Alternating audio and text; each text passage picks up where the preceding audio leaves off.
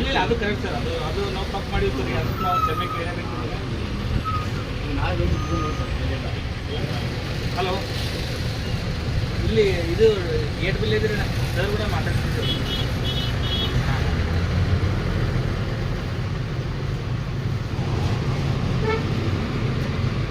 Customer ಕೊಟ್ಟವ್ರಿ sir ಲೆಟರಲ್ಲಿ ಬೇಕಿಲ್ಲ sir. ನೀವು ಯಾರು ಕೊಟ್ಟಿದ್ದೀರಿ ಅವರಿಂದ ಒಂದು ಲೆಟರ್ ತೊಗೊಬ್ರಿ. ಈಗ ನಾವು ಇಂಥವ್ರಿಗೆ ನಿಮ್ಮ ಹೆಸರಲ್ಲೇ ಕಟ್ ಮಾಡಿ